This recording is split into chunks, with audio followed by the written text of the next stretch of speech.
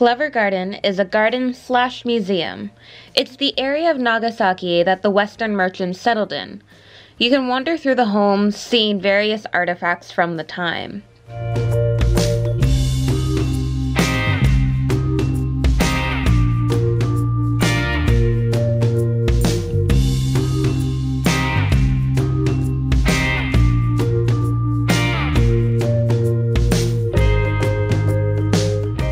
For 600 yen, you can dress up in late 19th century clothing for 30 minutes, which of course I had to try.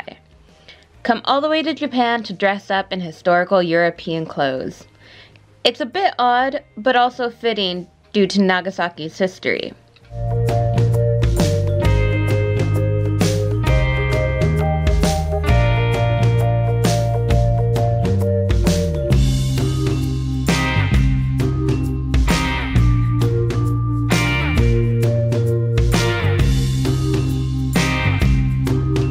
In Glover Garden is a cafe where you can try castella, a Nagasaki specialty, and Dutch iced coffee, which does have an impressive brewing process.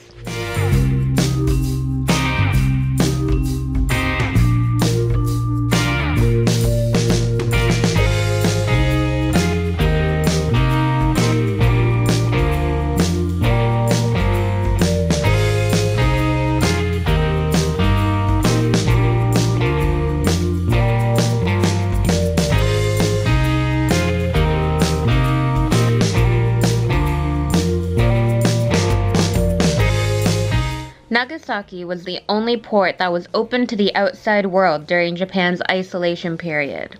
Today, Dejima is lined with various restaurants, and it's a nice place for a walk.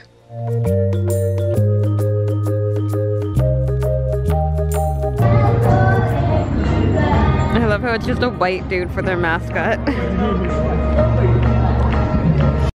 Moving on to another part of Nagasaki's history, the Atomic Bomb Museum is really not something to pass up on if visiting Nagasaki.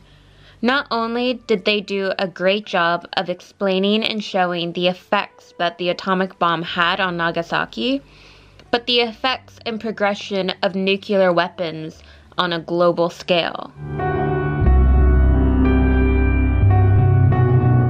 Not far from the museum is the actual hypocenter of the bomb.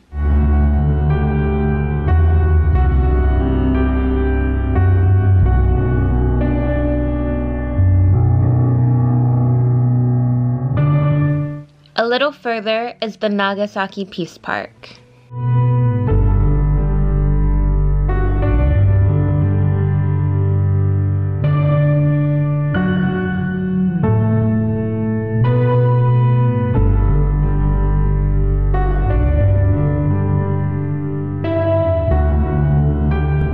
Okay, so we're on our way up the mountain to get a night view over the city, and instead of taking the ropeway like we thought, we accidentally took a bus all the way to the top of the mountain.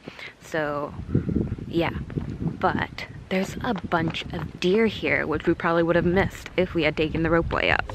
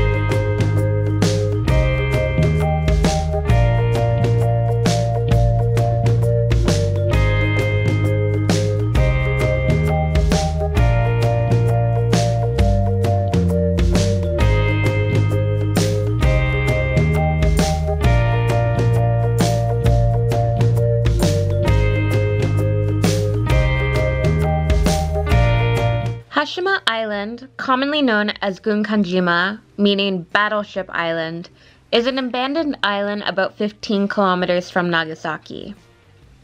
It's a former undersea coal mine that closed in 1974 and soon after abandoned by the residents, leaving the concrete buildings behind.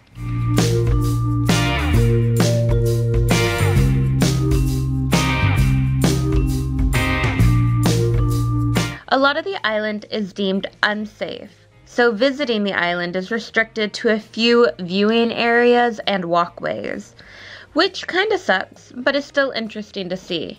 And for me, with my love of abandoned buildings, I really enjoyed it despite the not perfect weather.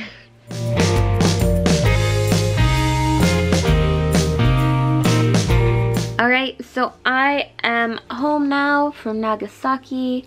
I really liked the trip. I really liked going to Nagasaki. I thought it was a great city. I really liked it. I liked it a lot more than I thought I would. Like, I thought it'd be okay, but I actually really liked Nagasaki.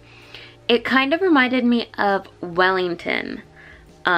Just the way that all of the buildings were built up into the mountains, and you see them kind of like cascading down the mountain.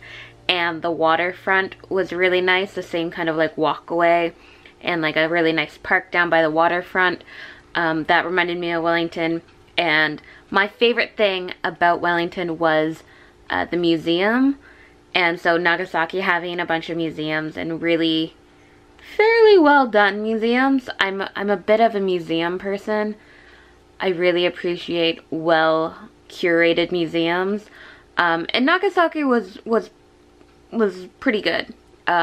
Definitely not the worst museums I've seen. I've seen better museums. Wellington is still #1 museum to me. But yeah, the museum was actually really good, which also reminded me of Wellington. So yeah, I don't know if anyone else have gotten similar vibes between Nagasaki and Wellington, but that's how I saw it. Really liked it. And just a little bit of a tip if you're gonna go to Nagasaki is that this is super useful. This is a day pass for the streetcar. And the streetcar will get you pretty much everywhere around the whole city. And this day pass was 500 yen. So it's really affordable, especially when you consider that one trip on the streetcar is 120 yen each time you go on. So if you're gonna hit up a few places around the city, this is super useful. So yeah, just a little tip. That's how I got around to all of these places, and it worked really well. So yeah, that was my trip to Nagasaki. If you liked this video, give it a thumbs up and subscribe because I'll be back with another video soon. Bye!